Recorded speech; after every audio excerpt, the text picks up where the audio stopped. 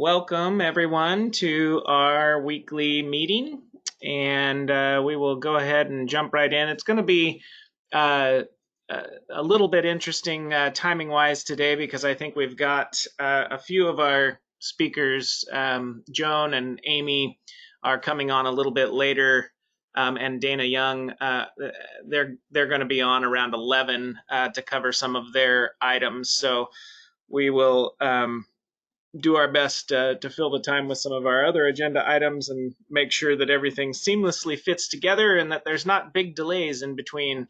I tend to move really fast through agenda items, and then all of a sudden we'd be taking a large break for 20, 30 minutes until they arrive. So we'll make sure we draw it out, talk real slow, and no, there's plenty of agenda items here that'll fill our time. We're never at a loss for those. So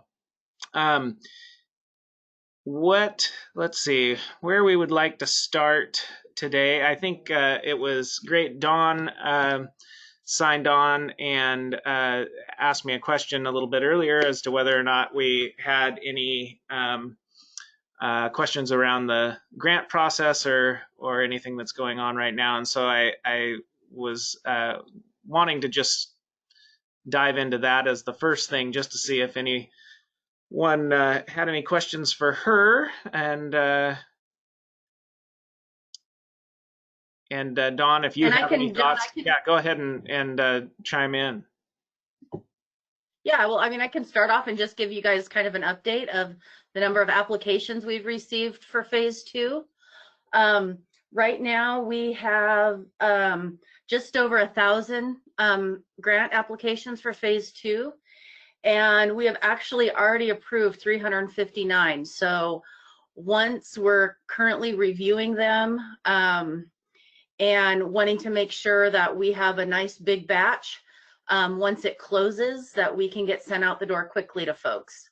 I think much like the first phase, it's gonna, it'll happen big batches at the beginning, and then we're kind of still dealing with some of the individual unique situations that there is there. Hopefully you guys had a chance to look at the document and that in terms of how you help them, the user's guides for the DocuSign. So if you've had questions from providers, hopefully that's has been helpful to you. So that's just kind of an update of where we're at. And so I wasn't sure if I was on the agenda or not, but know that I do get questions throughout the week kind of, so wanted to jump on and see if I could answer anything.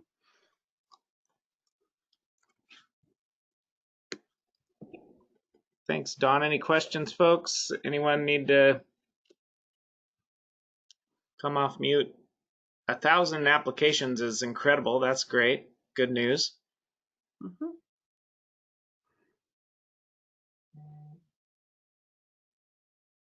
Well, I take no questions as a great sign. So that's either a very, very good sign or there's some cobwebs to wipe off. There, Karen, welcome. Welcome to the crowd. What do you got? Yeah, I'm slowly, getting my coffee in to get my questions going. So I guess my question would just be, once those are awarded, are we in the docket to receive who got what, like we did for the first one?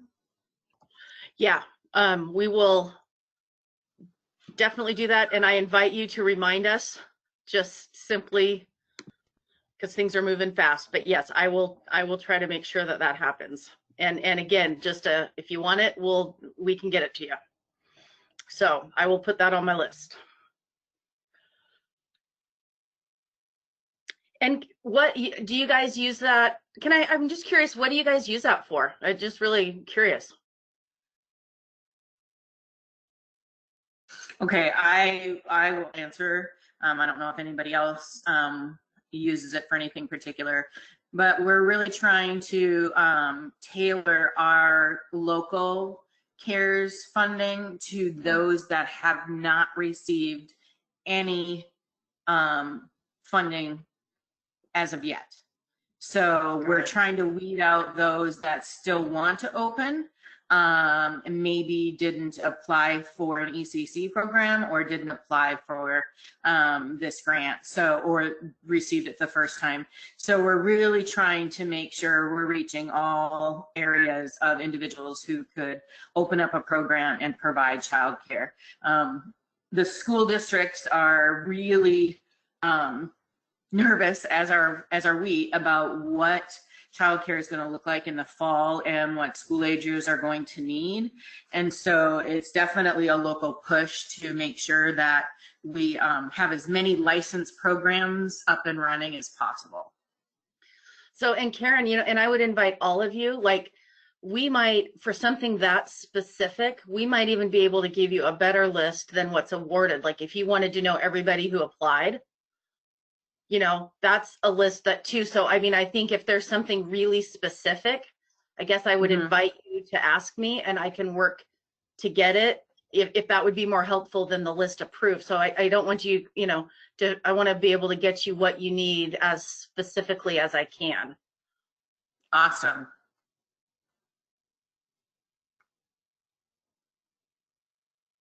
And I know that Roman and Mark won't mind me saying that at all when I go with, 13 requests, but it'll be fine. 13 different reports for 13 regions. All right, that's good. Yeah, let's not try to do that too much. But I mean, if you're doing something really specific that you need to know, I might even just be able to pull some reports on that. So happy to help as I can. Thanks, Dawn. So, yeah, go ahead. Dawn, this is Lynette from Family Connections. And so we use that data for really targeted outreach. So each of those programs have been assigned to one of our quality improvement specialists. And so when we're doing check-ins with them, or the regulated subsidy folks especially, we're doing, some outreach and making sure that they're able to access the documents and do the DocuSign and that kind of stuff. So that's why it's really important that we're getting that information. That's great. So I wonder too, then, I mean, even before they're, because once they're awarded, it's really, you want to know who's possibly awarded, not once the payment's set, right?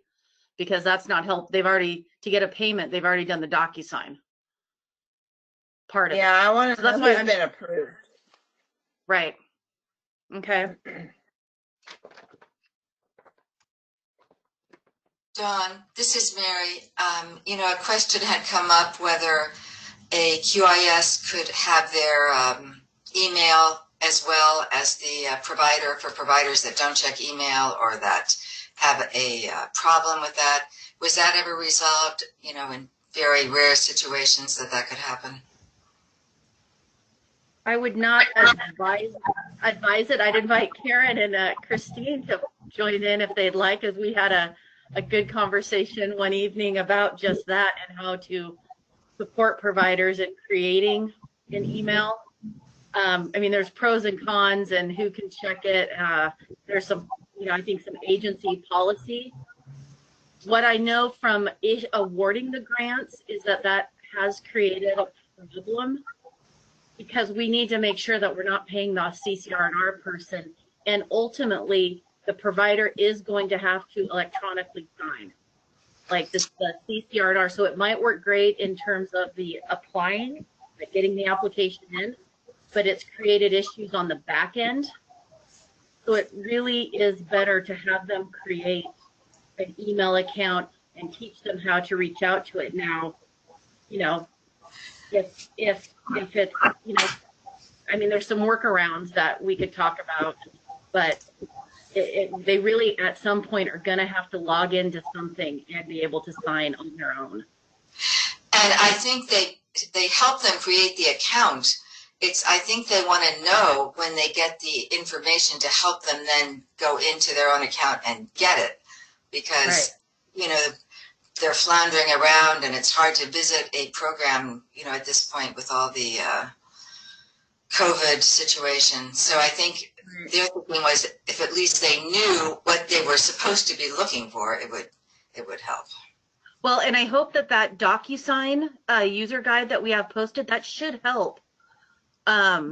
CCRNRs describe and share with the provider what to be looking for, because there are some screenshots in there, because I talked about that exact thing to be in there. I'm pretty sure there's screenshots in there about what the email will look like in their inbox. Right, and I think you've done a great job. We do have providers that literally, you know, our QI specialists have been on them, you know, on a call for an hour trying to, have you looked here? And no, that's the wrong email. And no, they got an email from ELD and then it expired. And so there's another one. And oh yeah, I'm on those calls myself, Mary. I mean, I've been helping someone through there, so I definitely understand. Well, and maybe what that makes me think about, and you guys tell me, and John, tell me to be quiet if I'm taking too much of your time, but is that, you know, maybe a list of when we send out emails to people for the DocuSign part, right? So that QISs would know when who has something in their inbox. That would be very helpful for our Spanish-speaking providers, for the QISs who work with them. I see Nancy nodding. So maybe what would be helpful to me, and so I don't take too much of your time, is if people could think about what would be like where the touch points are, and like get those to me. I can maybe think about what would be the best report and the timing of those, so that I can better meet your needs. Because you know, you guys are asking for certain things, but you know, just because I'm more familiar with the different processes, I maybe can get you something that would help you more. That sounds great. That's great, Dawn. I appreciate the sort of emergent conversation around this, because I think some of those possibilities that you just talked through may be quite helpful for our region. So get in connection with Dawn if you have some specific ways that you're hoping to engage providers, or you know, see those lists so you can support them, and she may be able to come up with a way to provide something that meets multiple needs. So much appreciated, and thank you, Dawn. I will start moving us along. I think we made up some of our time, and thanks again, Dawn. If you have to sign off, we know where to find you. Yep, give me a call. I got some phone calls to return, so while I'm on this, so I'll see you guys all later. Send me an email if your specific needs, please. Perfect. So exciting things happening around our transition from NACRAWare to Work-Life Systems. The plan is coming together quite nicely, and I think we were thinking that Sherry was going to be like on vacation or something today, but I see her over here. And so I don't know, it might have been some folks at TRI that were going to pinch hit, but I'll let you guys decide who's going to talk and who's going to go back on vacation or whatnot. So go ahead. Okay, I think I'll take this one. I actually just had a doctor's appointment this morning, so wasn't sure if I'd make it back in time, and okay. I did. So, so I have one slide, but there's nothing terribly exciting about it. So I think I'll just talk through it if that's okay with everyone. I want to talk a little bit about the meetings and let you know that we've had our kickoff meeting with our internal team as well as the ELD leadership team. And so what we're focusing on this week is we sent out a doodle poll to get information about who can, what date we can have our next two really big important kickoff meetings. And that's the kickoff meeting that has the team that's helping with the technical development piece of the client search website. So we kind of need to get some understanding of how that's going to go. And then once we get the technical piece worked out, we'll be doing more about content and format and recruiting people to be able to test that site as we develop it. We'll also be setting up a meeting with the CRIS data exchange team. And so we're going to be able to have a small group, once again, of more technical, so we can figure out what needs to be done to be able to have that data interchange work with Chris and the new system. So we're not having to do reports or load. The information will be loaded automatically into the system daily. We also are still looking for our weekly meeting time to make sure that anyone that's part of the team, the primary project team, is able to meet weekly. And then we may invite guests, just like this meeting, as we need, invite guests to participate as needed.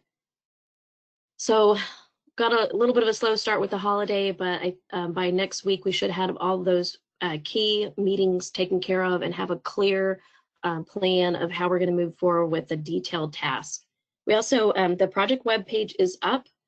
I'm not really sure how I'm going to be distributing that or saving or sharing that with everyone, but it is on the NACAWARE's resource group under the materials page. If you want to start looking at that, that's where we're going to be putting all of our information about the project. So we also have our email that went out for Name That System. We have only 6 responses. So I would love to hear any ideas that you might have on how to motivate or encourage people to put in their ideas, no matter how crazy. Just we want to get as many responses as we can, because we can use those to kind of formulate what people's expectations are for the name of the project, the system. And we'll be using it for a while, so we want it to make sense to everyone. I guess, has anyone heard if someone maybe didn't get the link to that survey? Sherry, Sharon? this is Shannon. Yeah. Can you hear me? Yes. So the survey was super confusing to me, and it's probably just me, because I didn't understand what you were talking about, where it said internal and external, and I'm like, and all these buttons, I just did not understand what you were asking, because at any one time it could be an internal or external. So I couldn't just say, yeah, I just want this for internal. I didn't quite understand the survey. Shannon, I think you're talking about the survey that went out about the quarterly reports or the monthly reports. And I would love to have a conversation about that at some point too, but it's not on the agenda right now. I was talking about the survey that went out. I think it just had 3 questions, and it had to do with getting ideas for what to name the new system. Oh, so I don't want to. Okay. I missed that Yeah. one. Sorry. I wasn't really sure. Since we didn't get a very good response, I was curious to know if maybe people didn't receive it. I didn't get. Yeah, Sherry, it looks as if at least 4 people in the chat box are saying that they didn't receive it, or if they did, they're not finding it. So yeah, it went out. It was sent out by MailerLite, and so there is a possibility that it could have gotten blocked. I know if you've received emails from MailerLite in the past, that shouldn't be an issue.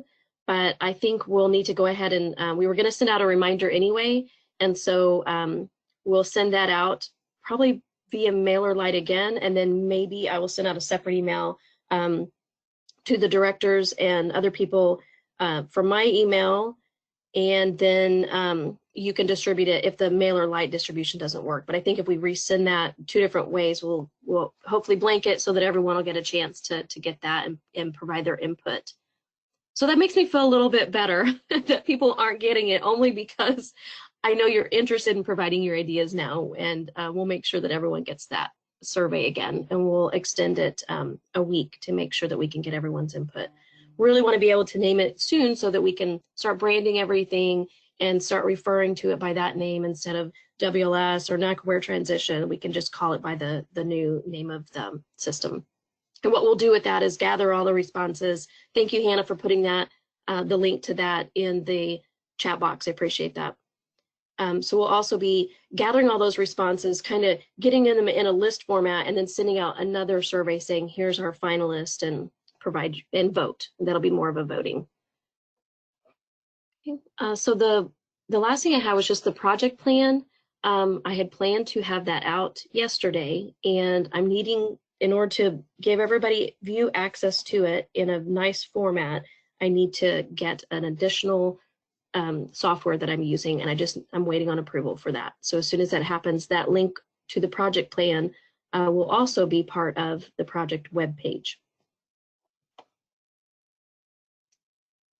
Okay, that's all I have on WLS right now, unless someone has any questions. Karen Hinkmeyer, yeah, go ahead and raise your question. Hi, Sherry, I would really like to see if we could set some time aside for the directors as well as the leads to have a conversation about the Zoho analytics, what we can see, what we, you know, kind of getting an orientation of it all again, as well as WLS.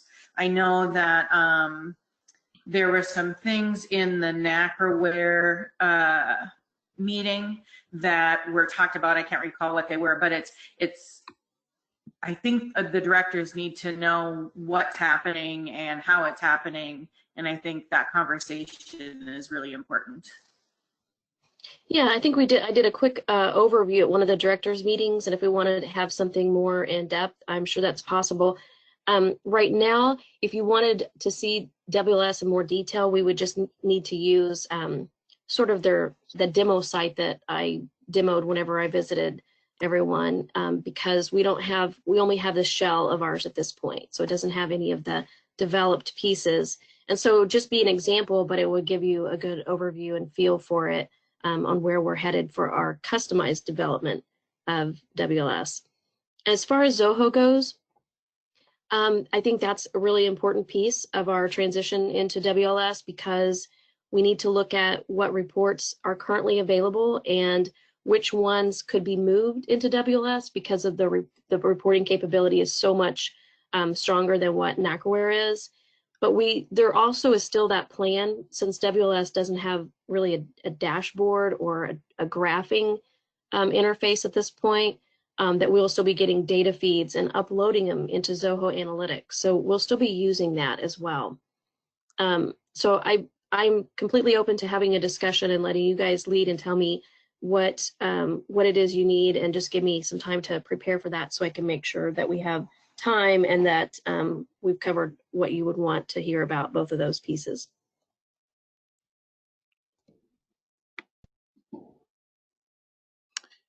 Just timing wise and out of curiosity, does that, Karen, from your perspective, it sounds like you might want to see and be able to have a meeting prior to the deeper dive into developing the WLS system and where we're headed there. Is that really just around kind of data, what our hopes are for data, and helping to kind of inform what some of those next steps are? Is that how I am understanding it? Yeah, and I guess it's more than just WLS and Zoho. Just getting back to, you know, understanding like the process document requires us to do X, Y, and Z, and what that means to CCRNRs to do that data collection. Invoicing for scholarships, what that data, you know, need is there. So I guess it's a very broad spectrum of what we need as RNRs to do our job better or more efficiently.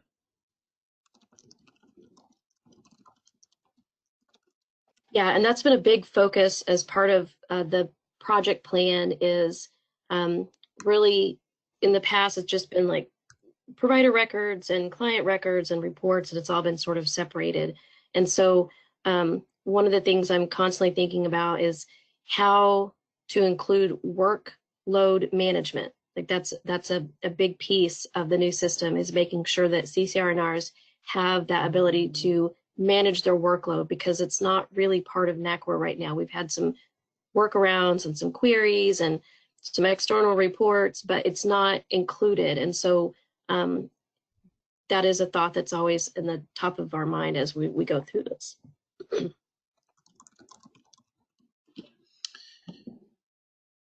So just from the TRI team, and I suppose directors, would it be best to try and attach this to one of our existing meetings, just schedule something separate for those who want to be involved, or do we really want to just get everybody's engagement and participation in that conversation?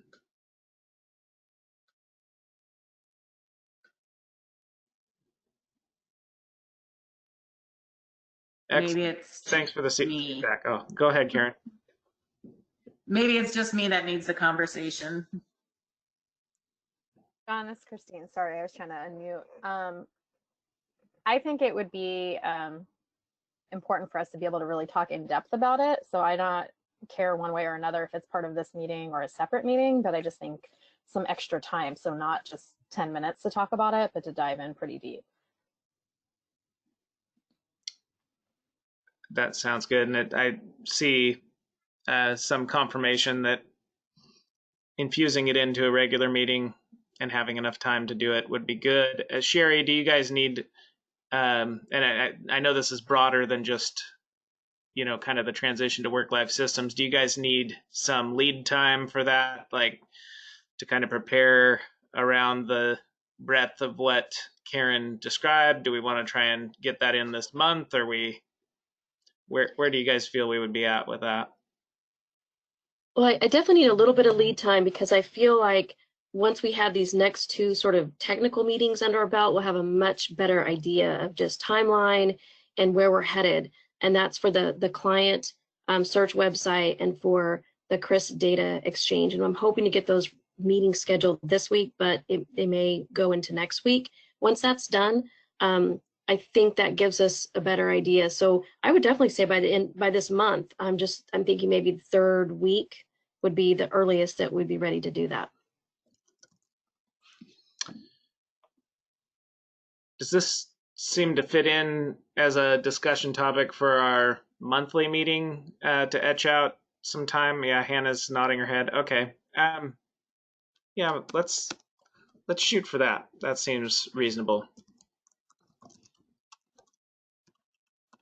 And we can extend that meeting like a half hour before or a half hour after. Usually we tend to wiggle that to add additional time. So I think that would work best in everyone's schedule only. Excellent. Thanks. Thanks all. Much appreciated. Any other questions? Any other last comments around the WLS, Sherry? None for me. I'm just really looking forward to finally getting through this sort of planning phase and starting to move forward to the work. And the link for the project site, is that already out in everyone's hands, or they'll be able to see that later on? It's already up actually as part of the NACWare resources group under the materials page. The official link has not been sent out to everyone. I think we're just trying to figure out like who all we should send that out to, but it's available to anyone that's part of that group. And we're slowly adding things. And so it is being developed as we go. We're just trying to make sure there's one place that everyone can get to the information that they need. So is that the link there, Jessica, that you just provided? Excellent. Yeah. Perfect. All right. Thanks for that update, Sherry. It's exciting. Can't wait for this transition to be fully realized, and I'm sure everybody is right there with us. So thanks again. And this next topic, I'll queue up. I see that Ronnie is on the line here, and she always does a good job of correcting me when I, say the wrong thing. But as you guys may recall, in some of the conversations we were having around the collective bargaining agreement and what is in there, one of the components that we needed to ensure we were following through on a pretty quick turnaround was a revision to the DHS orientation, and that was in Early Learning Division's charge to create a group to revise that and to work with our union representation in DHS, and that is moving forward. I think they're still working on a revised timeline around that because it was actually due here, I think, at the end of June. So clearly that is still on its way and in development. But Margie had reached out to Karen Hinkemeyer with the request, and I just wanted to make sure that we sort of verbally put this out there for your team members, or so you can take this back to your team members. But when this group gets working on this, they would like to have 3 CCRR staff who are really familiar with administering the DHS orientation and can help advise the process, some rock stars that sort of know that system. So the request is sort of out to the Directors Coalition. You guys can identify in whatever manner you choose to bring back 3 names. But if you want to send those to Margie and I, will make sure it gets to Joan and others who need to have that information soon. It'd be great to know in the next week or so if we could pull that off, just so they have those individuals identified and can communicate to them when the time comes. Ronnie, I see you. Do you have other things to say about the words that I just meandered through? No, I don't. Not at this time, John. Thank you. Okay, well, email me later and let me know all the things that I screwed up. I appreciate it. I've been making notes. Hey, John, I have a quick question. Yes. This is the first time I'm hearing of this, and the orientation was just updated recently, so I'm not sure. DHS has always been the one to maintain that document, so I'm not sure where this revision stemmed from. So it's in the... It's the online port. Oh, gotcha. Okay. Yes. Yeah. See, there was one of those corrections right there, Regina. Kind of a necessary component to talk about, but it was in the collective bargaining agreement. If you have access to that, or I can forward it to you, there's a short statement about what is needing to be done and by when, but I think we're just trying to meet the intent of what that was, and I think they're still in negotiation on what the new timeline will be. Okay, great. Thanks for the clarification. Sure. No, I'm glad you asked. And I'm glad Ronnie... Don, I have a question. It's Toby. Hey, Toby. Well, it doesn't have to do with the orientation, but it does have to do with the IRF. I heard from our licensing specialist that the IRF online piece is going to be transformed, that somebody was talking about that. And the only reason why I'm asking is we had a provider that moved from the coast over to our location, and she hasn't been licensed since 2017, and licensing approved her, and she does not have the new classes of the she has staff have been trying to work with her, but we can't do the IRF Part 2 with her, but she's licensed, newly licensed in our area, but she hasn't been licensed since 2017. So I didn't know what process we're doing to get the IRF Part 2, because we have a wait list. We're at, I think, 27 people now in my 8 counties waiting for Part 2. Because we're in the same boat, like Karen said, about making sure we have enough childcare for the fall, and we have wait lists. Interesting. Yeah, it was our. That was slightly incredible. Not sure how that happened, but it was our impression that the way that the licensing folks were approaching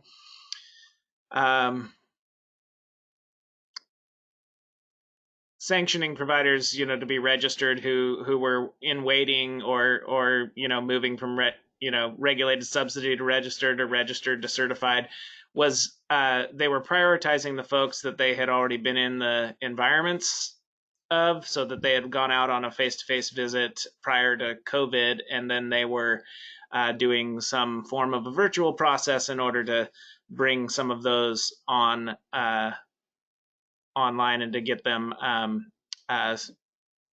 certified. And so I this one sounds like a slightly different scenario. So, you know, one of the things that we're waiting for is some of the guidance around from Office of Child Care around face-to-face offerings and what the licensing specialists are going to be doing. And I know that Amy is going to be on here a little bit after 11 and may be able to give us a little bit of an indication about timing of some of those recommendations. But all these things kind of have to fit in together, like the introduction to registered family part 2. I think trying to figure out how we might do that component online or revise that in some way. And we've talked about that a little bit, and I see Margie's on also, but I think we're still taking the lead from the Office of Child Care related to that. And then we have some recommendations around CPR first aid and the face-to-face portion of that. And so we're moving forward on some of those components, but different regions, like your region, Toby, had licensing specialists out doing some face-to-face work kind of in a pilot, and that is not system-wide yet, but we can seek a little guidance from Amy. And your particular situation that you just described, we may want to have you put that in some writing to us, or so that we can capture it a little bit more and figure out if there's some other scenarios going on out there for providers. But Margie, I don't know, did you have anything else to add? No, I think you got it, John. Thank you. I would just like to provide the classes even by phone, if they're, you know, especially if they were licensed prior, you know, on the other side of the state and they haven't been licensed in 3 years. If we can offer the IRF Part 2 on the phone to make sure that, you know, I know licensing is trying to do the best they can to get all the information out, but we were told by the manager, she called last week, saying that they're trying to make it where everybody's getting the same information, but my staff suggested, well, we can do the Part 2 by phone, and then we can take the new guidance and go through the guidance with them after we email them copies, and then walk them through that portion of what's required. But we have, like I said, there's people that were licensed prior, you know, 2-3 years ago, and now they're getting relicensed and don't have the current information, the classes. And I just want a way that we can support these providers, so licensing's not, you know, having to do all the work, because technically that is our job, is to provide, you know, the information they need and the technical support and assistance. So I just want a way that we can get some of these gals in compliance without, I just don't, with the changes, since we had the changes, I just think it's more appropriate, you know, to have us do it versus all that. Yeah. Just my thought. That's so right, Toby. That is really what we want to aim for, and we want it to be consistent around the state. You know, the CCRRs really do lead the IRF too, and then being able to provide that virtually using the PowerPoint and outline. You know, so but we really, like John was saying, Office of Child Care, we just have to be consistent across the board. So licensing specialists and the, you know, CCRRs are all saying the same thing, providing the same information. So I think hopefully we can move on this part very quickly, but just so you know, that is something we really have in front of the leadership, and making sure we can do this. It's only going to help. Really, I'm sorry, I just jumped on, so I think I may have missed, or I did definitely miss the earlier conversation around this, but we want to be able to provide a way for those who can be licensed and be in compliance and up to date with the newest information as easily and effectively as possible. So really trying to move towards that outcome. So if I repeated anything someone said, I'm sorry. And Eva, you're right. There is no reason we can't do IRF Part 2. What we want to do is just make sure everyone has consistent information, and we're doing it consistently across the state.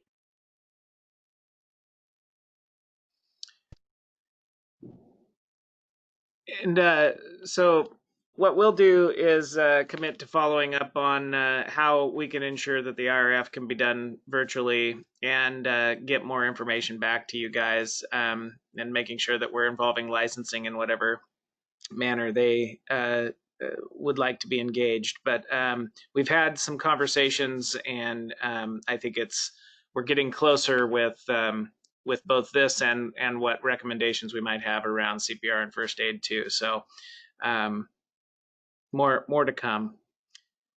Really quickly, because I think we're eating now into time for some of our other agenda items, I'll jump through these last two ones, hopefully fairly quickly so we can move on. But we have on here a letter to lead agencies, and I think you guys may recall last week I was asking for you to update your head of agency contact information, and if there's any sort of other managers in between you and top leadership that would need to be notified. But we essentially have a letter that'll be coming out hopefully very soon this week that just reminds lead agencies of the priorities of the CCR&R programs, and making sure that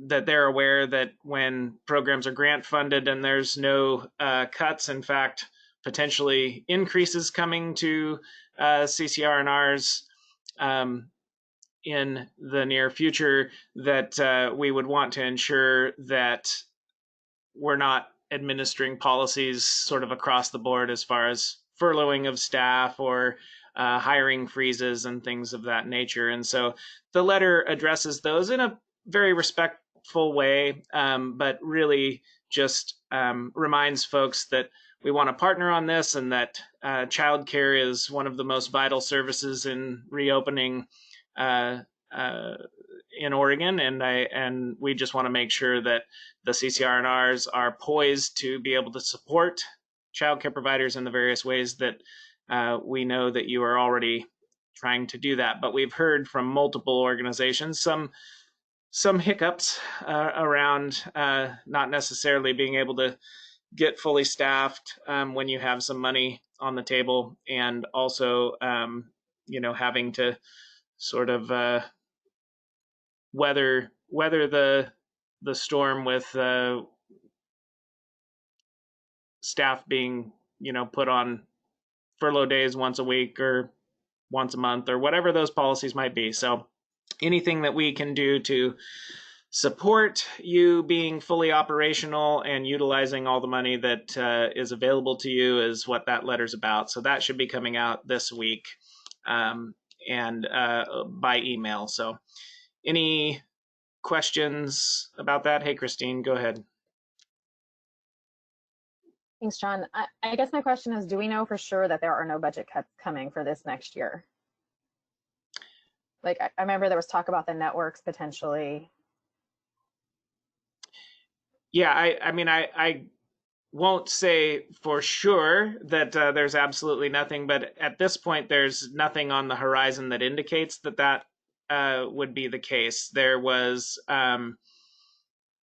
some discussion around general fund cuts, which is where the Focused Childcare Network dollars are at, but a commitment that there may be other ways that we can support the function of those focused childcare networks if those funds were reduced. So I think what the commitment is that there wasn't going to be reductions. It may be, if there were, I think, reductions in one funding source, there may be another funding source to support. But the letter doesn't commit as strongly to there will be no cuts. I mean, we can't completely forecast that, but it does say there's no intention to go that route with the services that are being provided for CCR&Rs. And there is things like the preschool promise support positions that are on the way that would potentially increase funding to CCR&Rs. So again, just giving lead agencies some awareness that in this critical time, CCRNRs are a vital part of helping the system maintain and reestablish. So. Okay, thank you. Okay, so really quickly, I sent out an email today and got a lot of responses back of CCRR directors' cell phone numbers. I just over the past few months have had requests or a need to get in contact with directors rapidly, and most often just emailing and either contacting your regular numbers is sufficient, but I think having the opportunity to be able to quickly get a message out to you is important. And so I think some folks, when they replied back, gave me some distinction around, I don't have a work cell phone, or I use my personal for some work, but sparingly, or I don't want this on a mass produced list. This particular list would be more internal for Margie and I, and probably Joan, if there was some kind of an emergency where we're just really trying to connect with you quickly. So this is not going to go out widely. It was just more for the purpose of, there's plenty of times where it's like, gosh, it'd be really great to just get a quick message out and a quick text back if we're having something happen that's quite emergent. So don't worry, we won't publish it. And anyone who hasn't been able to provide me their contact info, if they can do that, that would be great. And partners that are on this call that feel left out, if you want to give me your personal cell phone numbers, I'll add them to the list too, and I'll contact you regularly. Just joking. Pam, smile. Okay, good. That's that. We'll move on to the next agenda item. The exciting news is that the Child Care Aware grant that we talked about just, what was that, 2 weeks ago, has already been awarded, and we have found out that both the TRI grant submission and on behalf of the system, and then the grant that Karen Hinkemeyer in Washington County submitted, both were awarded. And I'm not sure if anyone else submitted, but you can surprise us and tell us if you also received it or if you didn't. But we wanted to turn it over to both Karen and Hannah to give a little update on what they're funded for.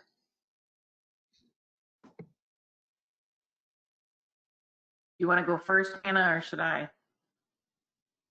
Go for it, Karen. Okay, you're so tiny up there. I just barely saw you from it. Hi, everybody. Karen Hinkemeyer, Washington County. So yes, we did apply for the Child Care Aware of America grant because it was a small amount, and what we had hoped for, we would have used the whole $16,000. So we wrote the grant to support our CDA cohort in Spanish. In the past years, we have had individuals who, in order to work on their competencies together, one person actually borrowed her brother's computer, like desktop, and brought it to the work group. So, having a Chromebook or the ability to type things on documents is very important for the CDA cohort. And so what we would like to do with the $16,000, and what we're going to do, is purchase Chromebooks for those individuals who could utilize a Chromebook, in addition to supporting them financially in their internet access for a year, so that they have internet available to be able to do these trainings online, since we will be going virtually for our CDA cohort for the first time ever. So I'm so excited about that. And that's it. So this is Margie. Thank you, Karen. Oh, go ahead. Well, this is kind of out of left field question, but Chromebooks, they don't come native with Word, right? You have to get like a subscription nowadays for that. Does that cause any issues?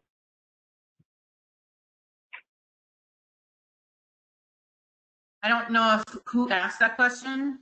I don't This know is who Sydney. was. This is Sydney. What we're hoping is that they will use Google Docs. Okay, yeah, yeah. So if they got like a Word document that they needed to fill out from us or from somebody, they would be able to open it in Google Docs and use it that way. Okay, sorry, I was trying to think it through. This is Margie. This is really exciting, Karen. Thank you for sharing this, and congratulations. I know we talked about it earlier. And one of the things that really came to mind for me when you shared it last time we talked was we know nationally, and of course in our state, there is a real drive to get bands, internet access in very rural areas, as well as people being able to get that and have the funds to get that. And I just really would love to keep updated on how it goes, how you do it, and how it might be able to be replicated, and how we might be able to share it, like with some of our national consultants. So I think this is just really exciting. So we'll stay in touch about it, definitely. And I'd love to be able to share how it's going with some of the folks that we've been working with.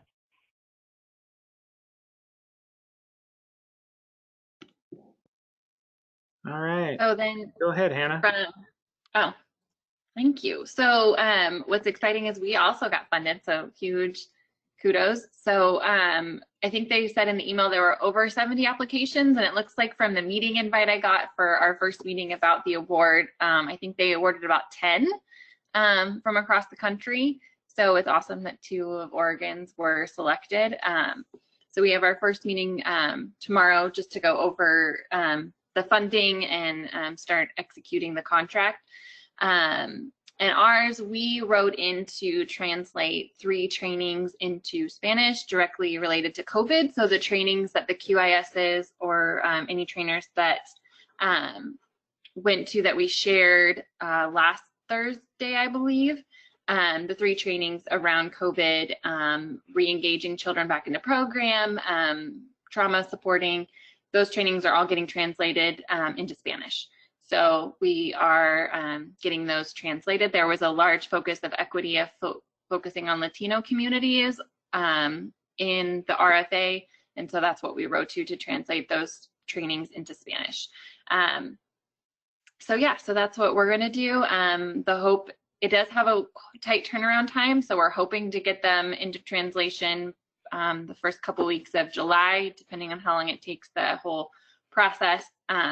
And then waiting for the translation company and then getting them out. So that is our hope. And then since they've already been communicated, we'll just let people know when they're on the sharing so people can do them in Spanish. And they're already put through Oro. So they're already through that process.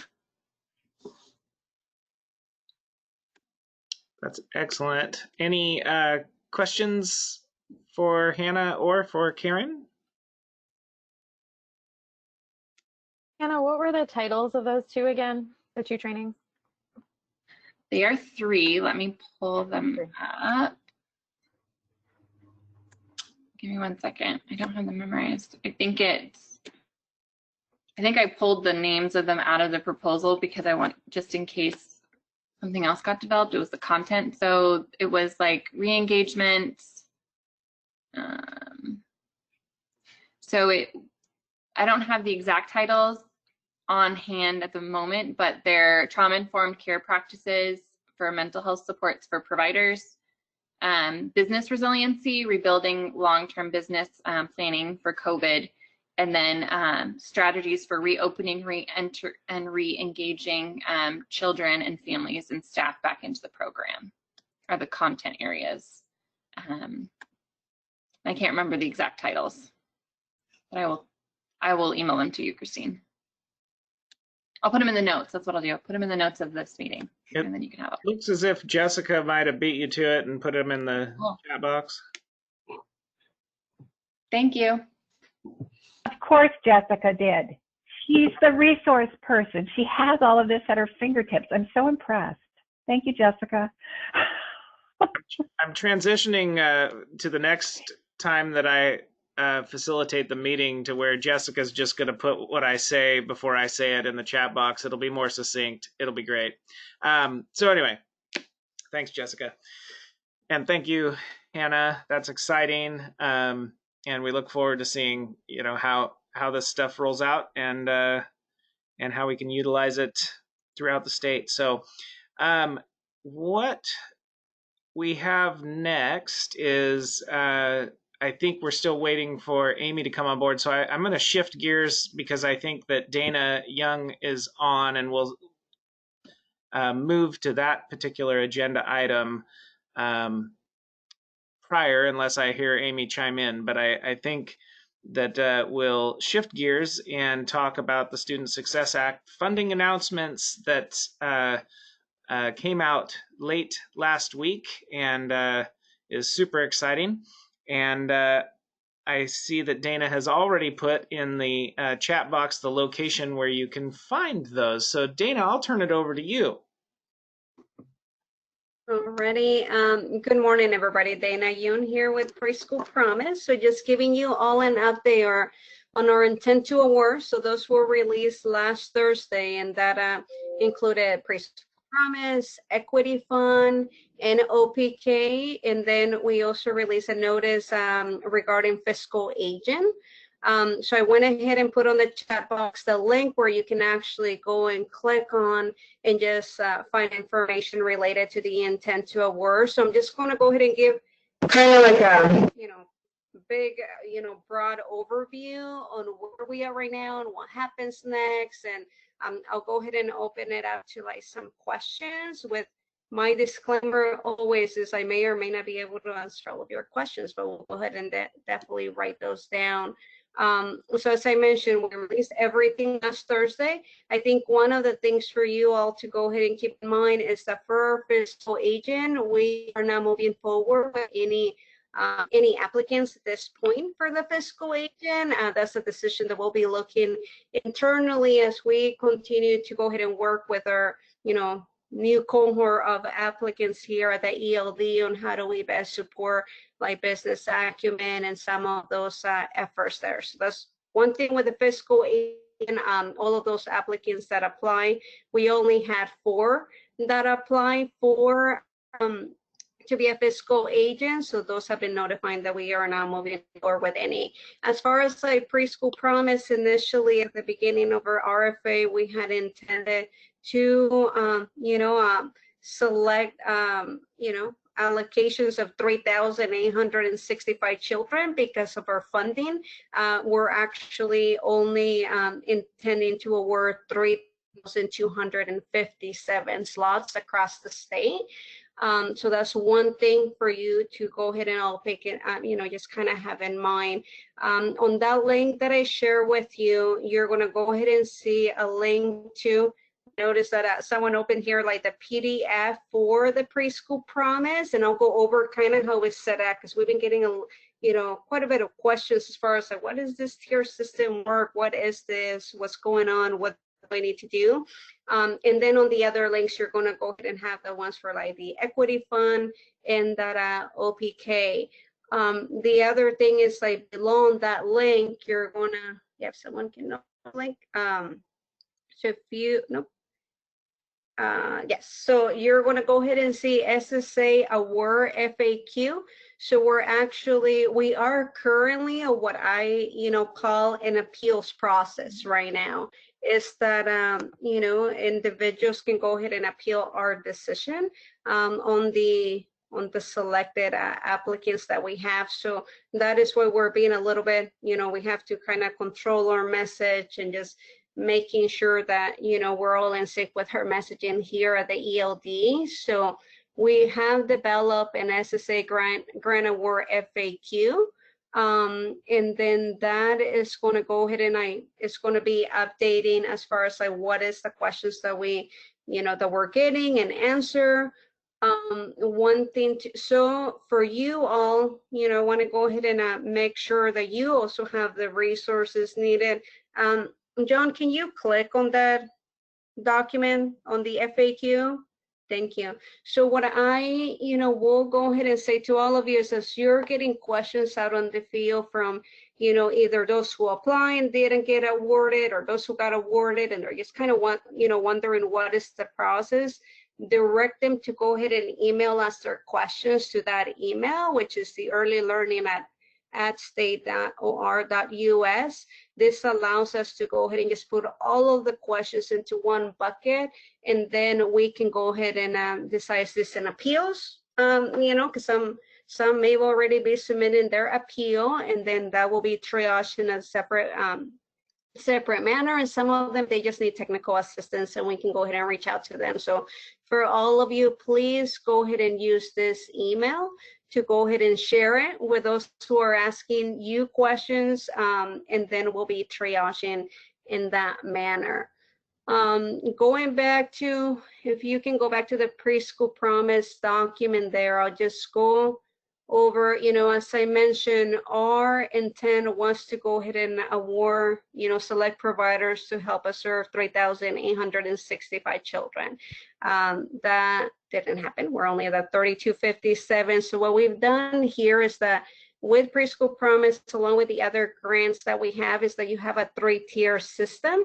So tier 1, these are the providers that we are saying we want to contract with you. You've been selected, so they're going to go ahead and see their application ID, the applicant's name, the awarded slots, and then the awarded amount that they're getting.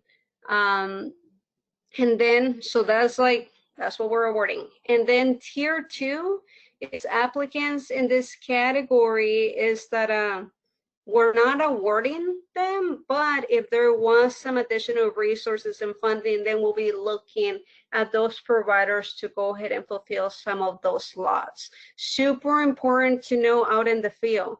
We're not promising slots. We're not saying that these are coming or anything.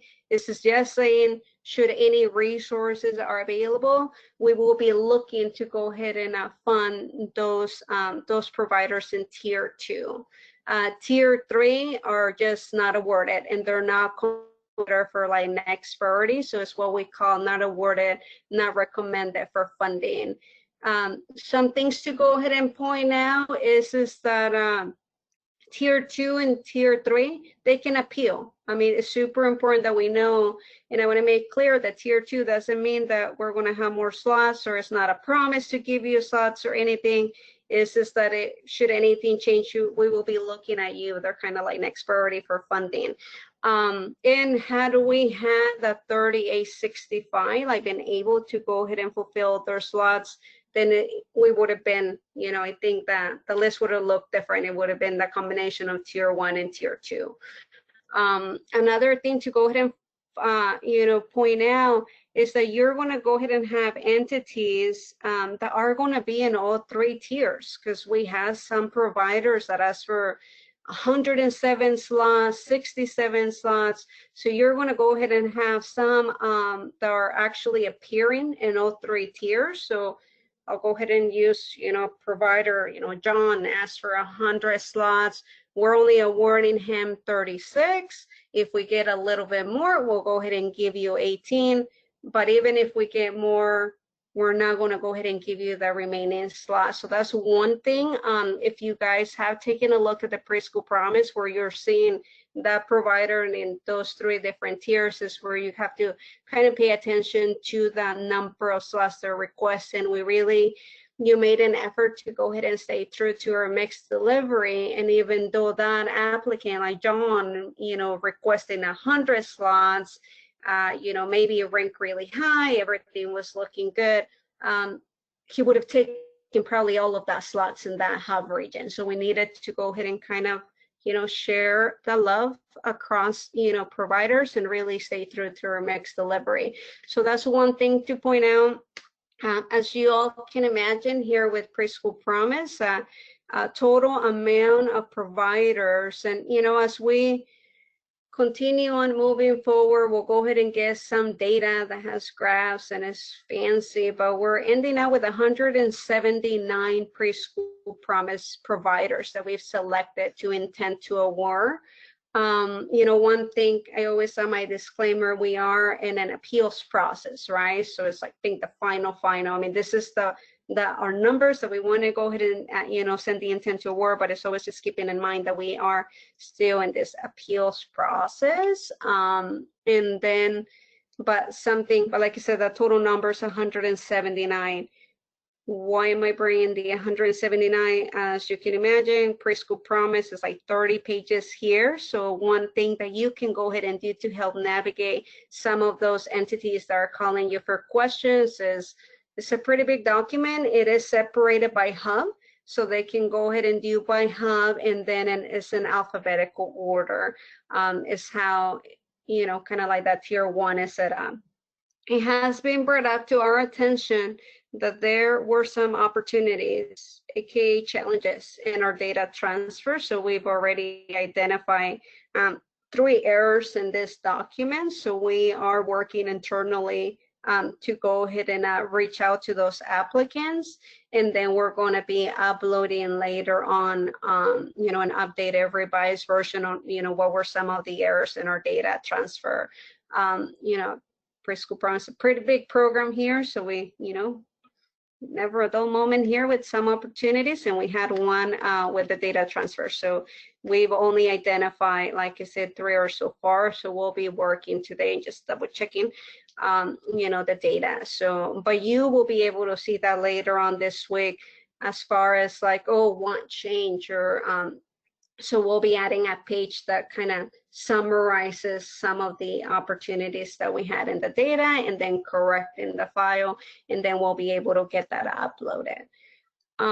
So I feel like I spoke super fast, just kind of giving it all to you all. So I'll go ahead and open it up some questions. I'll go ahead and start with Mary. How many providers requested a fiscal agent? I don't have that data right now. I can definitely look into that, but I don't have the number on top of my head.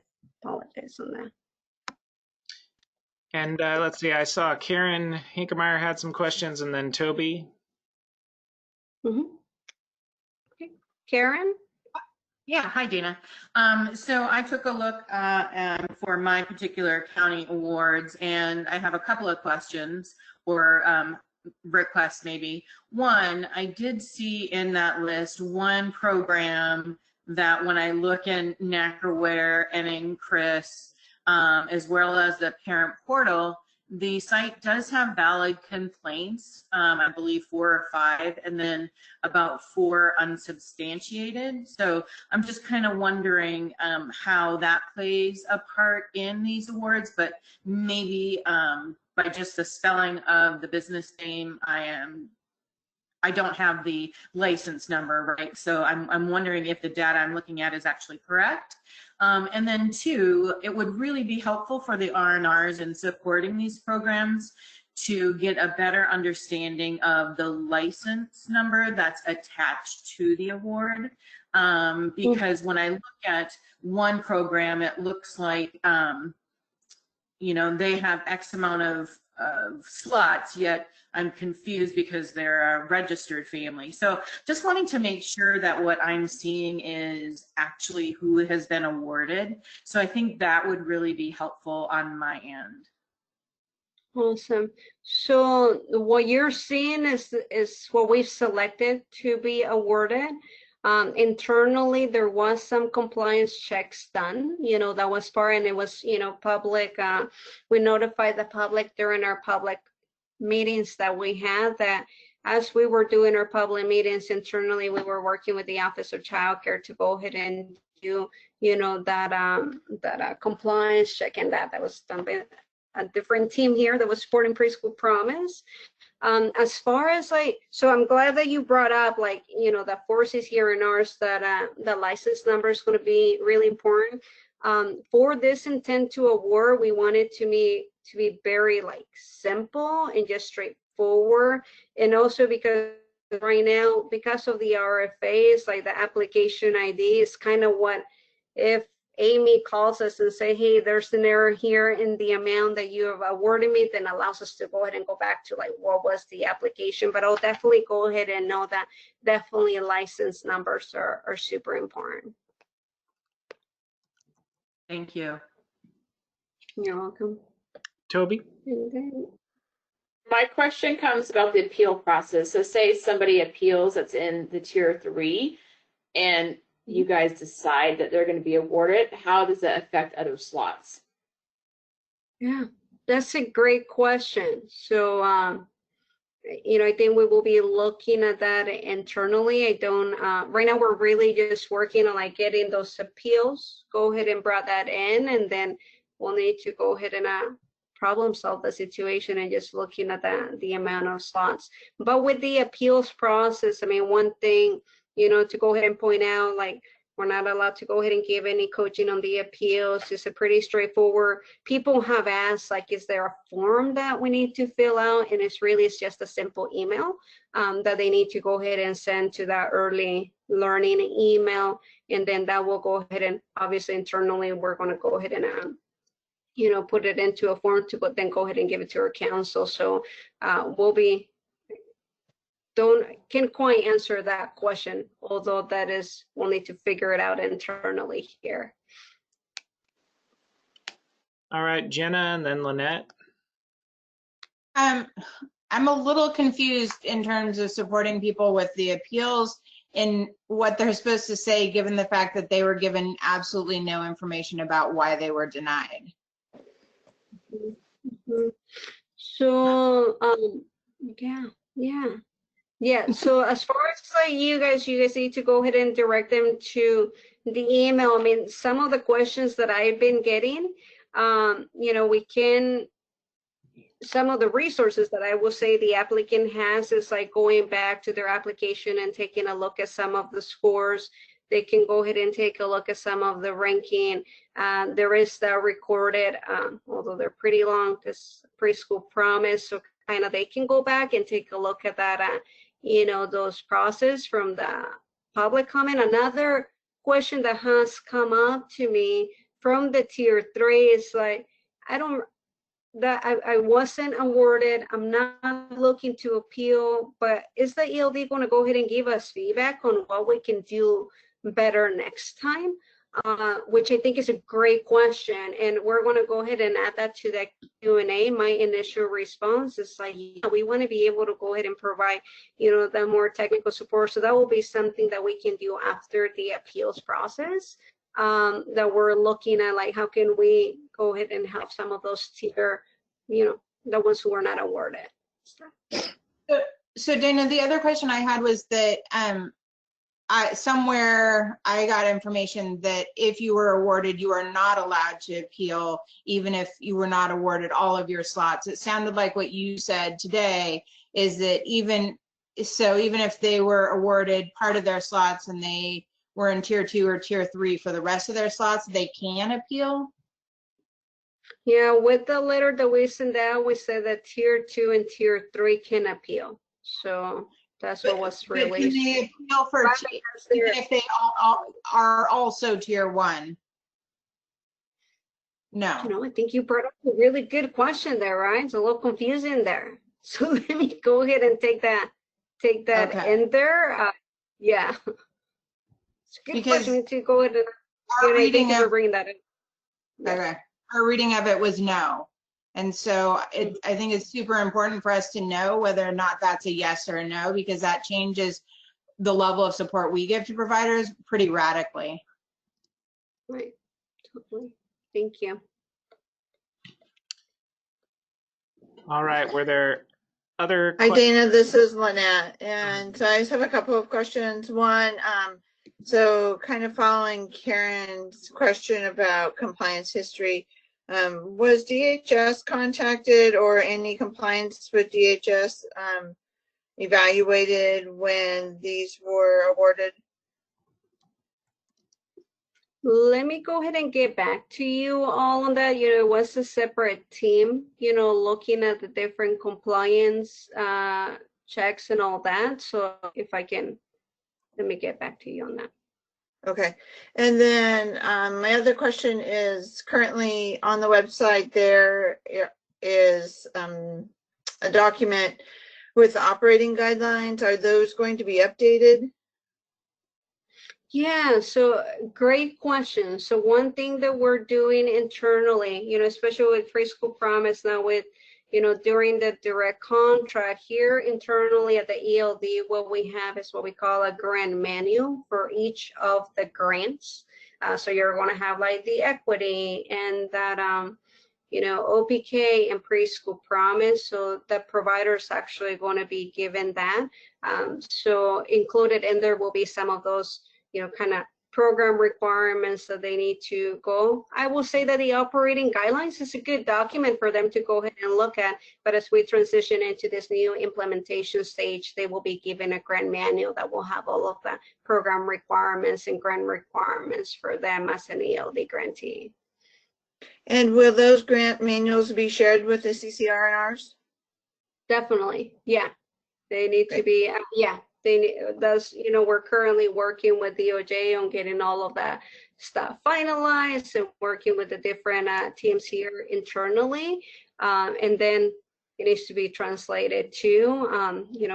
While I wish that we can go ahead and translate it in all languages, I know that for now, for sure, it's definitely going to be translated in English and Spanish. Thank you. Mm-hmm. So I see that Karen Hinkemeyer had a question and a comment. One was around school districts and are they required to become licensed? I believe that they are not, but that's a component that they can if they would like to. And I just wanted to make sure that that's confirmed. Okay. And then Karen, your other comment, do you want to verbalize it for me? Yeah, sorry. So there are a couple of awards that happened, and I am unclear that they actually have had a program in Washington County. So I don't know if they are contracting with certain programs to provide Preschool Promise, like they're an entity that's supporting it. So I really would like more information on what exactly to whom the awards are going to. Yeah, great question there, Karen. So one of the things like with Preschool Promise, like who was an eligible applicant? I'll go ahead and go back and, there were cases where we said that you can go ahead and subcontract. Some of you are applying as the provider, but you could go ahead and you can go ahead and subcontract, go ahead and use an example like the teaching, for example. We are granting, so I'll go ahead and use John, for example. He may be applying for Preschool Promise, but he's subcontracting with 3 in-homes, right? I'll go ahead and use that. So then, but we are considering him as a grantee. He will be held responsible for Preschool Promise as a provider. So that's why, like on this intent to award, like you're only seeing the actual like applicant, which we consider the grantee. I think, once we're done with the appeals process, as far as you and the CCRNRs, and as you work to go ahead and provide, technical assistance to our Preschool Promise providers, is that information will be made available. So it's not available, like I said, and we keep going back and forth. Like we wanted to go ahead and add more information to this intent to award list, but we also needed to go ahead and make it clean and try to go ahead and get a little bit of consistency across our other grants too, so people wouldn't get confused. So I will say it was available, made available like in the application as it was reviewing everything, who they were intending to contract. But what you're seeing is like the actual grantee and the amount and stuff. And it looks like we need some help with the chat box there, John. So I think where we're at with the chat box is that people are connecting the dots between now we have a list of the intent to awards, and as CCRNRs, they've heard there will be some expectation for supporting those Preschool Promise programs, and they're asking questions related to what are the next steps and what's the guidance for funding to support that work. And I just as to make you all aware is where we're at right now is that we're trying to align these processes as quickly as possible so that we will be able to provide you with information about the FTE that may be coming your way to support Preschool Promise programs, and the statement of work has been put together, and a draft budget for approval is also very close to being finalized. And so where we're headed would be to get those amendments in action with our procurement process, which is going to take us a little bit of time, but we're going to fast track it as much as we humanly are capable of fast tracking it. And it would be something that would provide additional FTE to each region to support the work that will need to be done. And we understand that this is going to be a process. I think there's a process on our side and then a process on yours as far as the getting people hired and getting people onboarded and being able to do that work. I think what we're really hoping is to what extent possible, knowing what programs are in your intent to award list in your regions, being able to make sure that they are aware that you are out there, that you are a piece of the system that will be supporting them. I think anything that can be done around connecting the dots for those programs as they are being awarded will be great. And then as fast as we can possibly get resources to you so you can do the work on the hiring and support end is what our objective is right now. And so Margie, said that's in process, and that we will do our best to give you as much of an update as we possibly can. As soon as we have finalized budget numbers that we can show you as a draft, we'll provide those so you can be aware of what's on the horizon and start to plan accordingly. And we know you need it as soon as possible. Toby? We had a few programs that were recorded preschools that were awarded Preschool Promise. How's the licensing? It comes back to that licensing piece to get them ready to go by September. Yeah, great question. So that was, the expectation for applicants, right? I mean, you talk about school districts, they're not required to go ahead and be licensed. So as we go through this process, like that's the expectation. And then to go ahead and make things even more, interesting, then we have this pandemic. So that's another question that has come up, is like, do providers need to go ahead and start in September? Because we're having some delays. So more to come on that. So while that was not your question, it kind of does play a role in this deal. So we need to also like work with our OPKs and align what is that message about the expectation of start date. And with the RFA in regards to that, we said you can apply if you didn't have a license. The expectation is that everything better be up and running by September. But now, we need to go ahead and take a look at the start date and stuff. So more to come on that. And I appreciate all of you guys for a little bit. I've been like in this RFA hole and all of this stuff. So these are really great questions to go ahead and come ask. So yeah, thank you for giving me a little bit of grace that I may not have all of the answers, but great questions that we will go ahead and take internally to provide more clarity and guidance.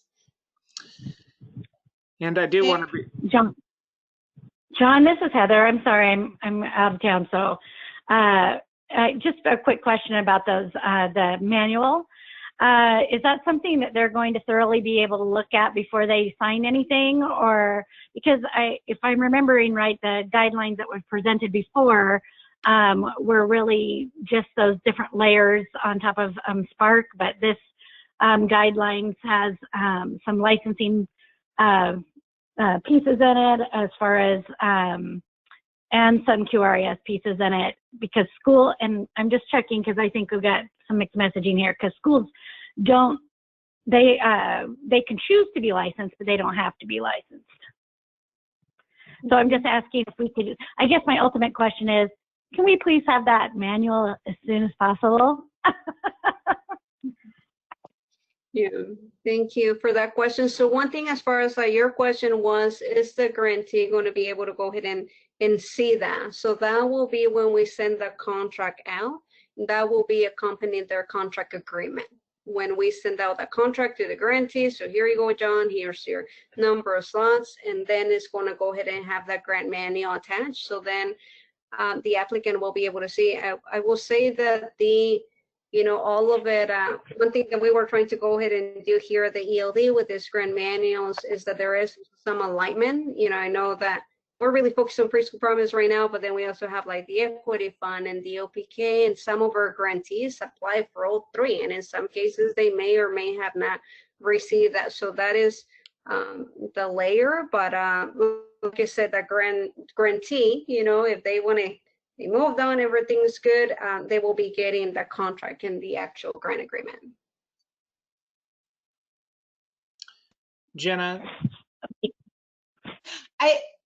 I just am wondering if the contract and all of the expectations are going to take into account the current licensing and future licensing guidelines in terms of, it's all well and good that some of these programs are being awarded 12 slots or 15 slots or 47 slots, thinking that they had they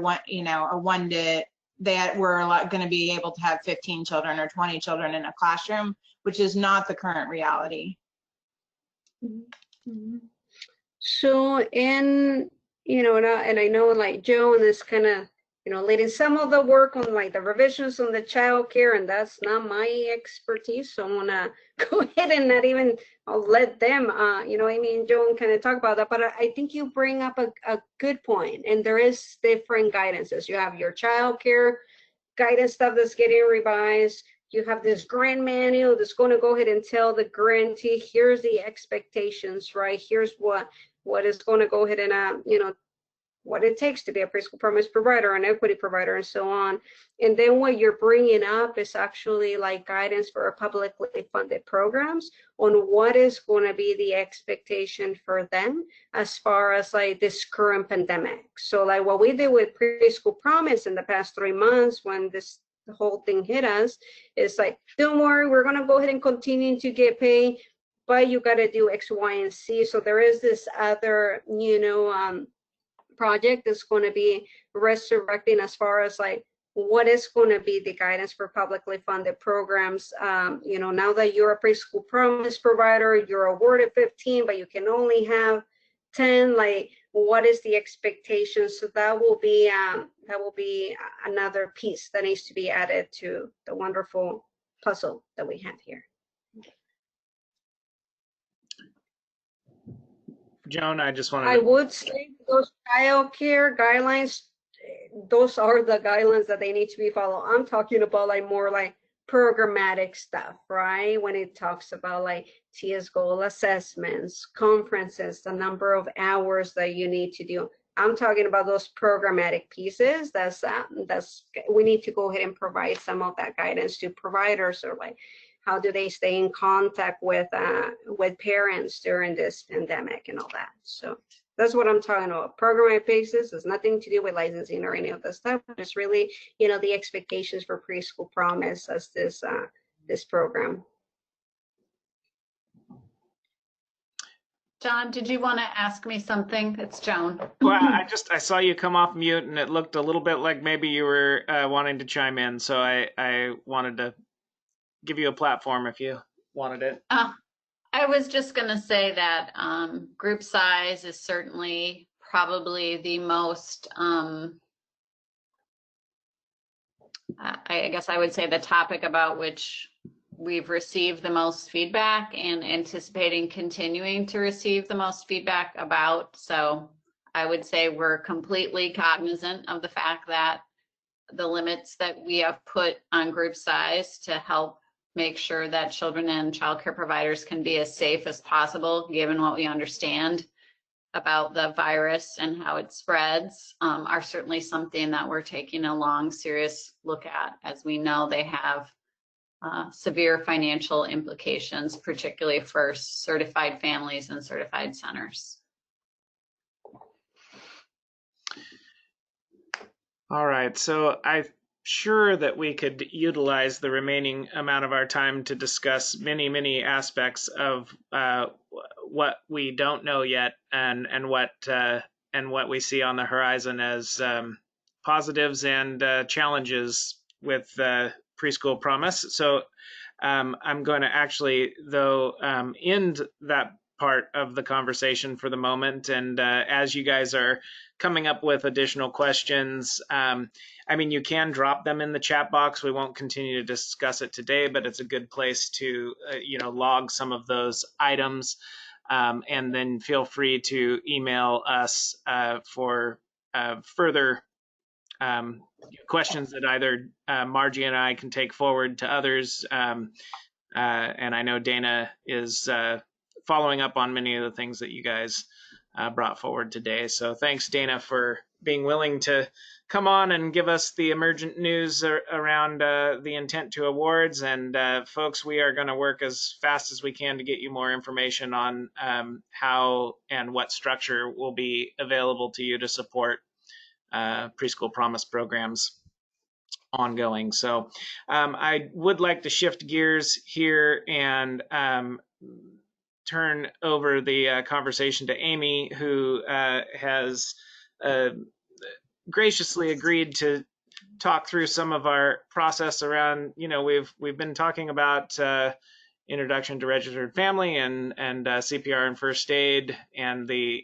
face-to-face components of those for a number of weeks now. And as we're moving forward with recommendations around how we will connect with providers in some fashion in virtual and other face-to-face opportunities, I think Amy has some good information for us as to where we're at right now, specifically related to CPR and first aid. Thanks for coming on. Yeah, thanks, John. Yeah, thank you. Amy Joyce, Office of Child Care Director. Thanks for having me on once again. So I'll start just by saying that I think all of us in ELD and definitely we in Office of Child Care know that particularly the CPR issue is a huge issue, and it becomes more pressing every day. I've talked before, I think, with this group or with some among you about the challenges with, there's the hybrid model where many folks have taken the first, not the online portion, and they are, sort of stacking up in the queue, waiting to be able to take the in-person portion so that they can be, be recertified. And you all, either yourselves or vendors, having more and more people, like I said, in this waiting list, to get that moving forward. And it becomes, at some point it becomes, daunting, and then perhaps untenable to continue that way. So we have been, and I know too, like part of this is the desire for consistency between Office of Child Care and our ability / willingness to do in-person contacts with providers, and keeping that consistent with you folks and others who do in-person visits normally in childcare. So consistency is a goal for sure. So we have been working in Office of Child Care on a plan to restart some in-person visits. That plan's still being formulated, and I think we'll have it rolled out potentially by the end of this week. The overall gist is that we're going to start by focusing on programs that are waiting to be licensed so that they can open.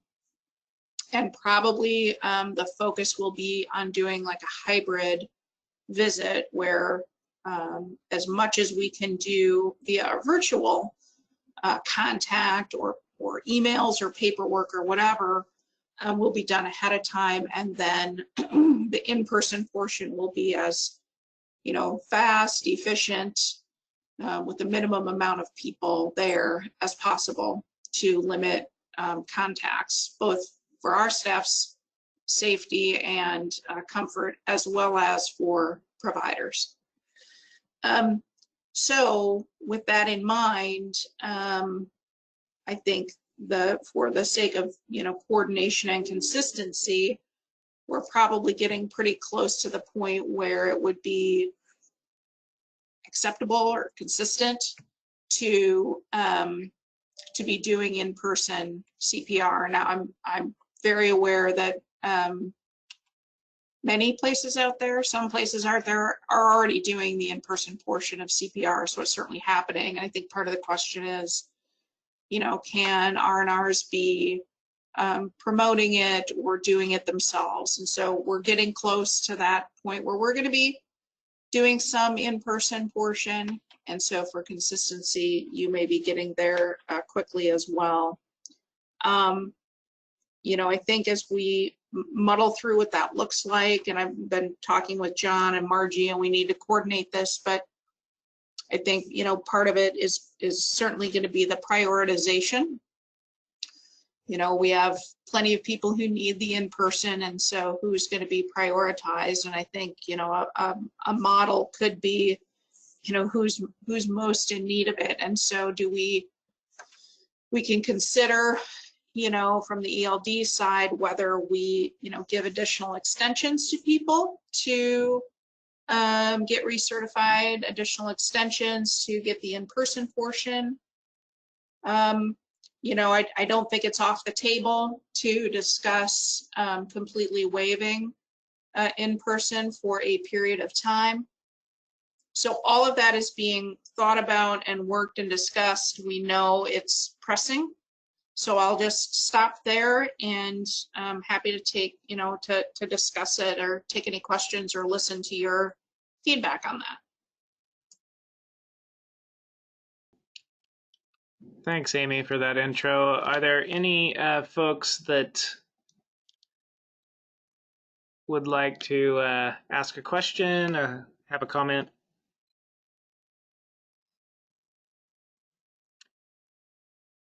I have a question / comment, but I can wait if somebody else has it. Well, I see both you and Christine looking poised. Go ahead, Christine. I'll be quick, Karen. I just want to a reminder that those of us in community colleges have an additional layer before we can start offering in-person classes. That if our colleges are not offering in person, it's very unlikely that we'll be able to do that, just as you're deciding what that might look like going forward.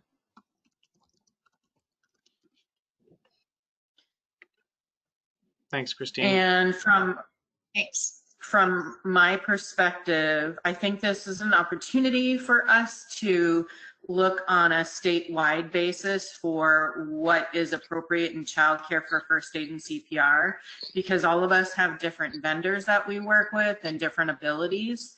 I would really like to see us have a first aid and CPR that we can get in English and Spanish and Arabic, Somali, that we have to do virtually. Some portion is done virtually.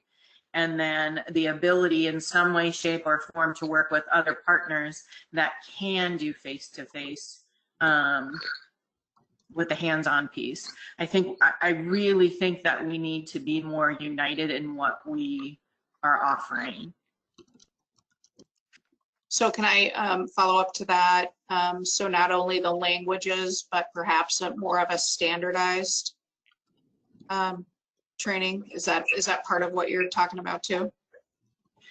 That's just my feeling. It's so disconnected from SDA to SDA by which vendor we use, how much it costs. And so it is such a big barrier for some individuals to pay for it.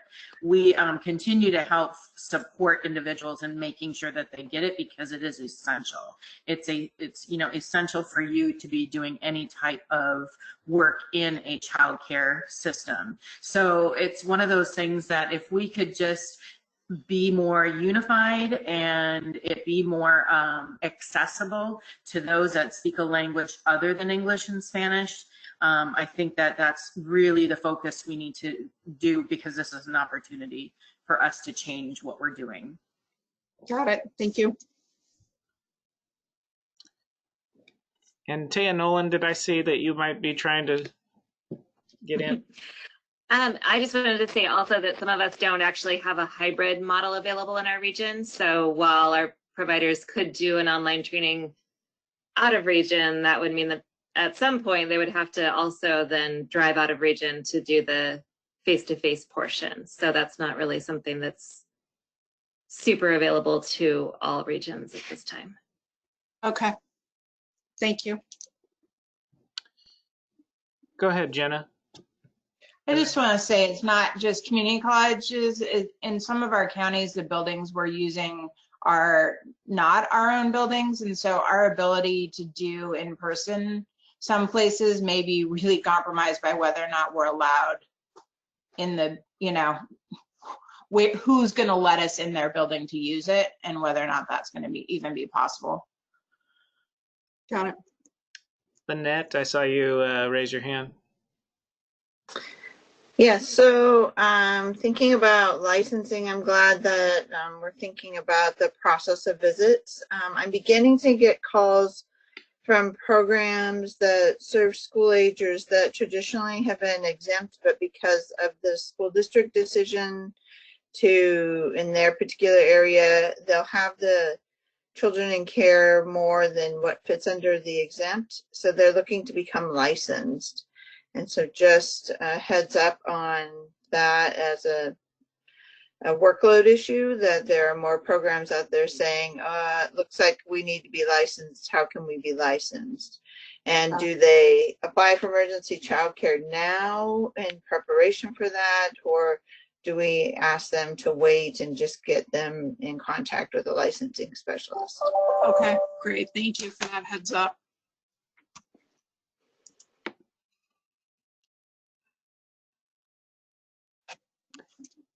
Yeah, so I see Eva had a comment around sort of that balance, the push and pull between how do we get enough face-to-face happening, but also recognize that it's not opening widely, and backbone agencies may need a different level of a push, or may be unwilling to allow the push. And I think that balance is really what Amy queuing up this conversation really helps us grapple with, because, you know, we've heard from CCRNRs that it's the bottleneck that we're going to experience is going to be huge. We've also heard around, you know, what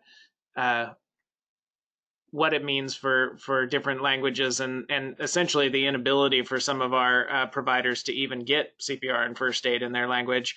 And I think what we need to do in this, and it would be nice to hear from all of you, is, you know, if we are prioritizing certain populations, like, for instance, if we prioritized people who were getting registered or certified that have not had CPR and first aid before, and it's not a recertification, would those be the ones that we would want to ensure had some form of a face-to-face?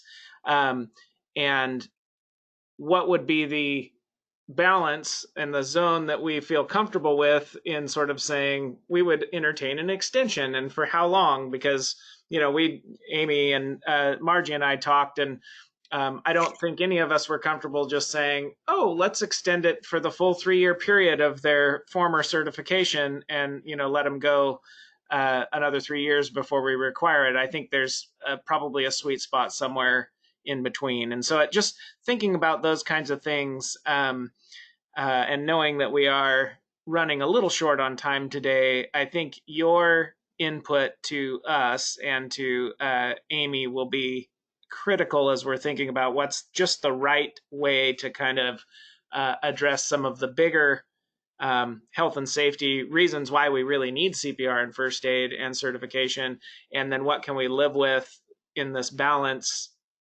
so that we're not causing your staff to be providing CPR and first aid only for the next year, because that is essentially where our bottleneck is headed if we don't have kind of a set of recommendations in order to kind of control that and work through that. So, Amy, I probably should turn it back over to you. I may be stepping out on a limb that's, slightly broken, but just kind of wanted to frame up that I appreciate the nuances that people are able to bring forward from each region. Yeah. No, and I really appreciate it, John. I think that's a nice framing up. And so as I talked with John and Margie about this, we have to think about what are all the implications, right? So let's say, just for sake of argument, ELD waves a wand and waives CPR for renewals for a year. Let's just, throw it out there. What are the downstream implications for that? What does that mess up for other people? I mean, apart from any, safety concerns that we may have for that, I mean, that's an issue, that's a risk. But, what are there IT issues with Oro? Is there a DHS listing issue?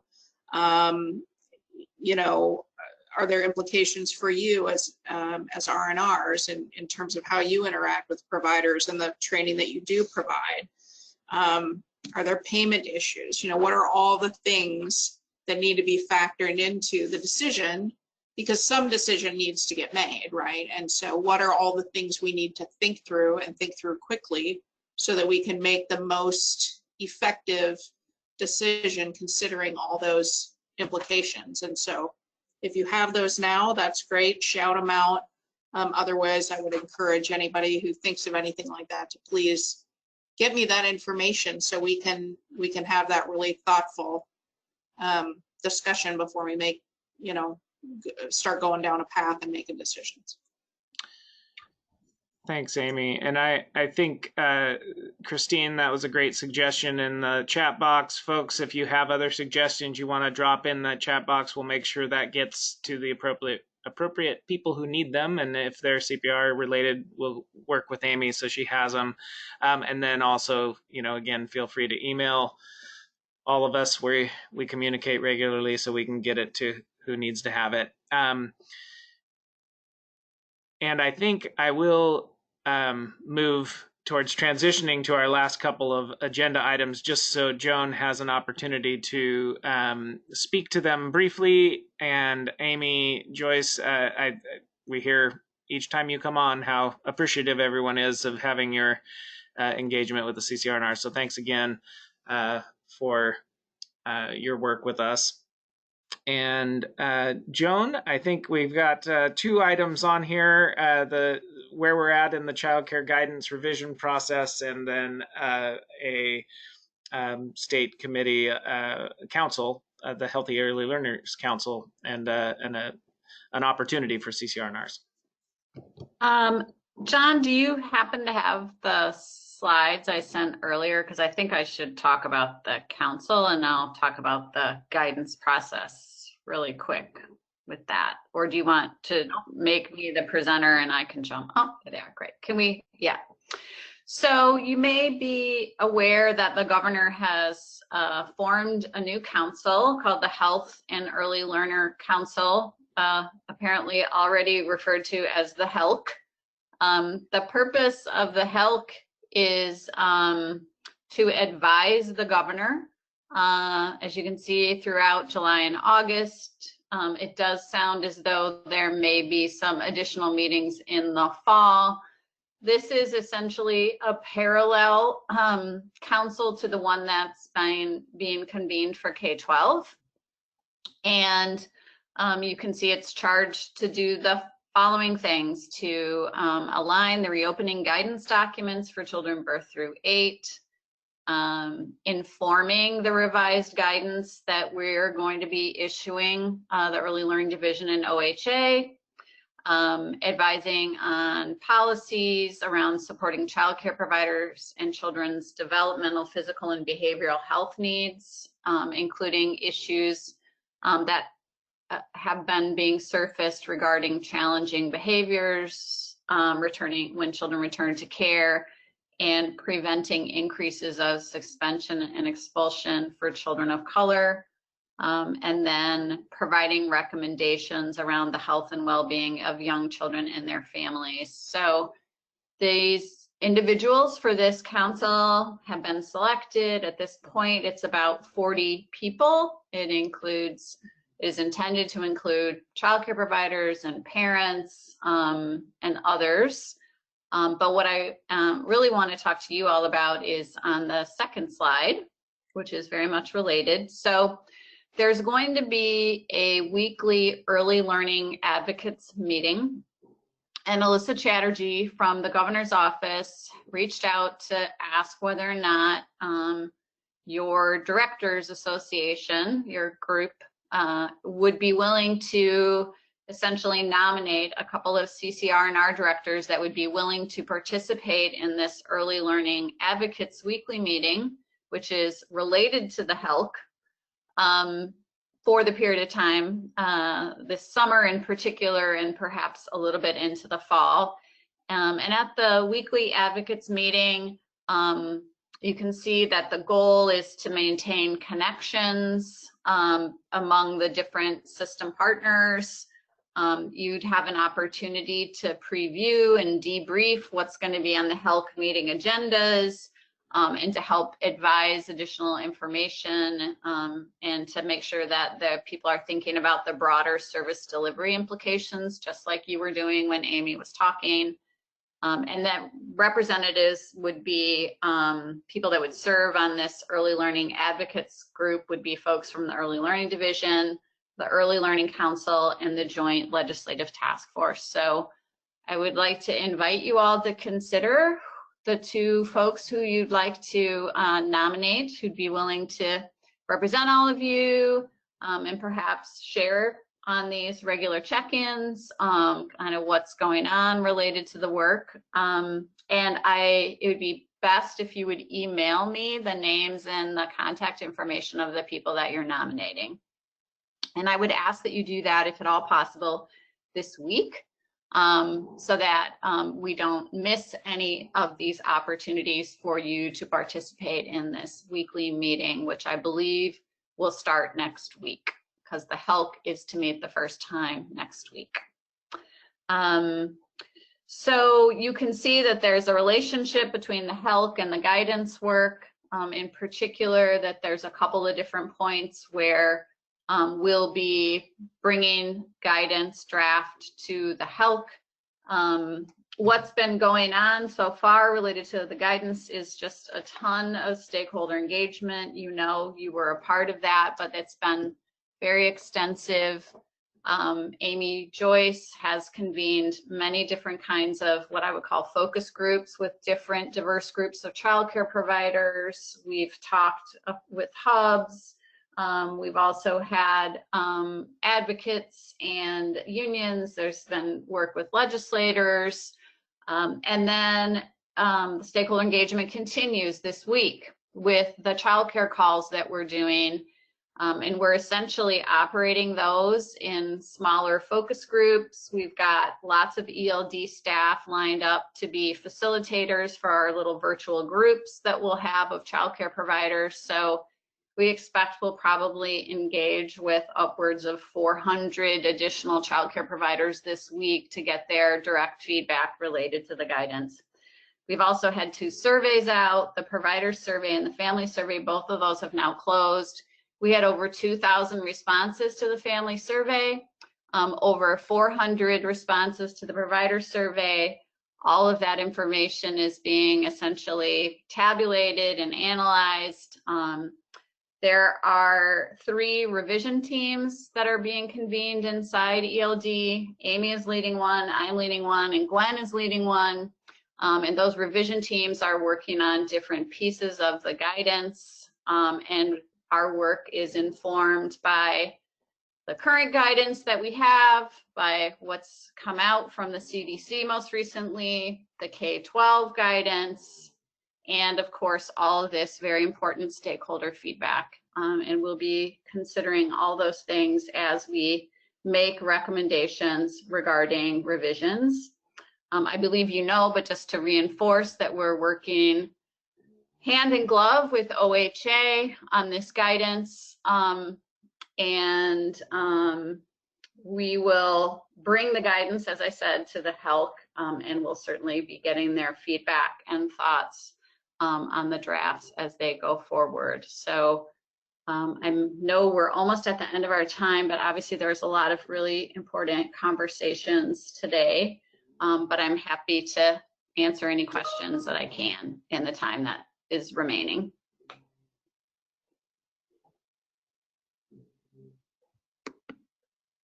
All right, I am looking across our group and not seeing any hands waving at the moment. To fill airspace, because that's what I do, I do want to stress that this new council and the advocates group that you will be selecting or putting forward recommendations to Joan on does have a behavioral component to it, and I think that most of you know that I would love to see great recommendations someday around infant and early childhood mental health. So if any of you are also interested in that and want to make sure that you're representing some of that in this sort of health and mental health and well-being category, that might be a good venue to be able to voice that. So take what I care about forward, please.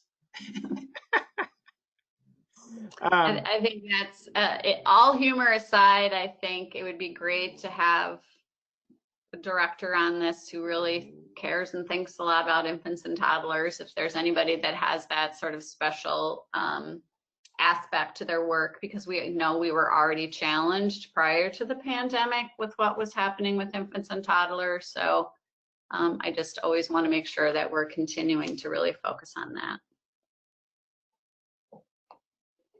Thanks, Joan. Any last questions, comments at this point? That was a packed meeting with a lot of significant information. Karen, go ahead. Hello, me again. I would love to also have a conversation at some point with schools. Yesterday I had a meeting with the superintendents in Washington County, and just trying to better understand what the fall is going to look like. What, will there be pop-ups of school-age programs? I know some of the superintendents are talking about doing that, some are not. So I just want to make sure that we are understanding what is going to be happening in the fall.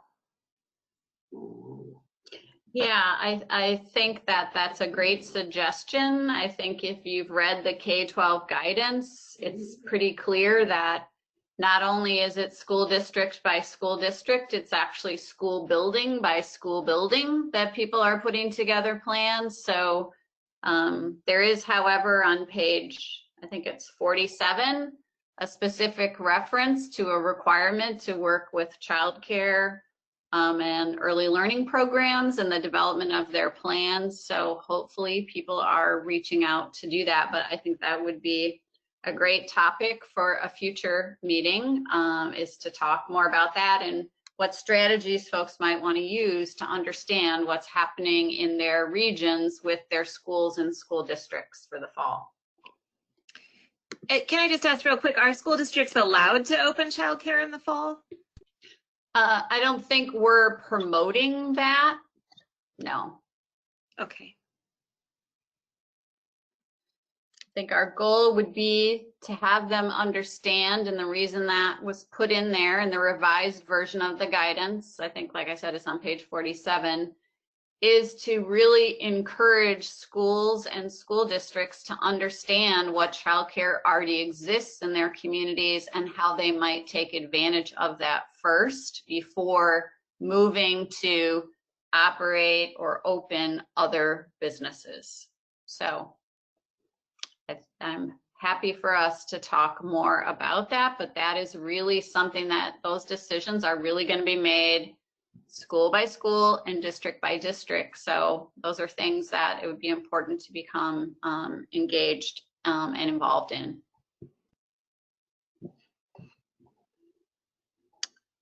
All right. Well, we are a couple minutes past noon, and we greatly appreciate the engagement today. As always, you give us good things to think about, and your input is highly valuable. And so, as you are continuing to think through things, feel free again, as usual, to email if you have some other thoughts, and we will continue to find ways to get some of these other bigger buckets of discussion that we want to have calendared and available, so we can keep processing, because I think that's key. So much appreciated, everyone. Have a wonderful afternoon, and take care, and we'll talk to you soon.